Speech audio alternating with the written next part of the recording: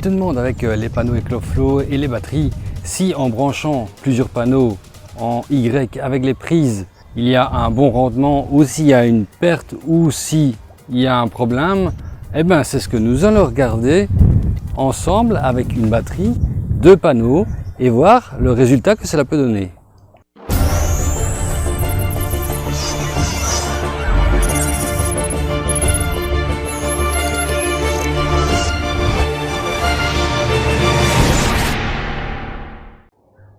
Donc comme tu le vois, pour le matériel, ici nous avons un panneau 160 watts EcoFlow, ici un panneau 100 watts EcoFlow, là nous avons la Delta 1, j'ai pris la Delta 1 pour tester, là nous avons le câble qui se branche sur la batterie et les panneaux, et quand on regarde de plus près, ici ce sont les Y également de la marque EcoFlow.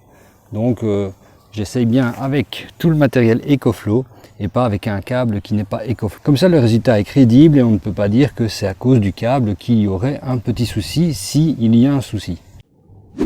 Pour brancher les panneaux ensemble, tout simplement tu prends les Y, tu as donc les deux plus et moins d'un panneau et tu as de l'autre côté l'autre panneau avec son plus et son moins également. Ici, tu prends un Y, tout simplement, tu prends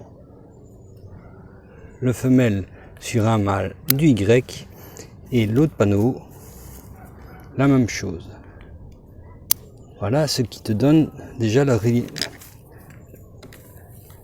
Y de celui-là. Après, tu prends les deux câbles, donc ceux qui restent en mâle des deux panneaux, tu les branches au Y. Tu as de cette façon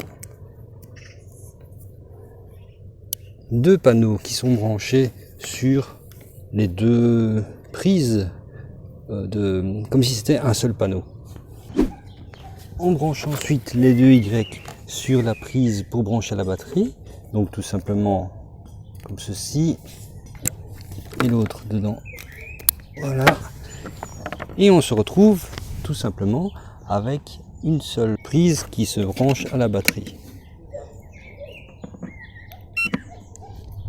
Nous avons entendu le bip, donc la prise est bien branchée ici, sur les Delta 2 c'est derrière, et nous voyons que la batterie se recharge. Voilà, elle se stabilise maintenant pour voir tous les watts qu'elle prend. Elle souffle, parce que j'ai remarqué de toute façon elle commence à souffler en charge si c'est supérieur à 100 watts. Voilà, donc nous avons un panneau de 160 watts et un de 100 watts et cela donne 146 watts. Évidemment les panneaux ne sont pas orientés parfaitement par rapport au soleil, donc on le voit ici, hein. Le soleil est plus vers la droite. Et les panneaux sont juste posés comme ça, c'est juste pour le test. Je vais maintenant débrancher le 100 watts pour voir ce que cela peut donner. Voilà, comme tu peux le voir, le 100 watts est débranché, la prise est retirée et on voit qu'il prend, il se recharge à 80 watts avec le 160 watts. En conclusion, bien sûr que oui, il est possible de brancher plusieurs panneaux, que ce soit des flexibles ou des souples, des rigides, ce que tu veux, sur la Delta 1 avec un maximum de 400 watts et sur la Delta 2 avec un maximum de 500 watts. Le tout doit être branché avec des prises Y pour diviser par 2 le nombre de prises qui arrivent, bien sûr. Pour arriver, s'il y a 2 panneaux, il faut 2 Y.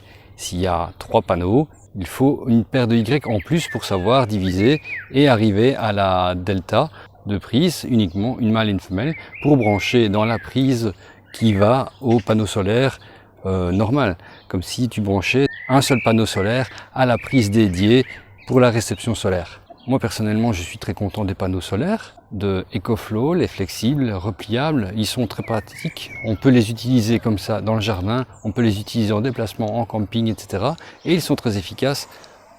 Le 100 watts est beaucoup plus petit et plus léger que le 160 watts Et il y a également le 400 watts et le 110 watts. Le 400 watts est très cher et est très lourd. Donc pour moi, il ne vaut pas la peine d'acheter le 400 watts, mais tous les autres en dessous sont transportables et efficaces lors de leur connexion. Et sur ce, on se voit à la prochaine vidéo. Allez, ciao!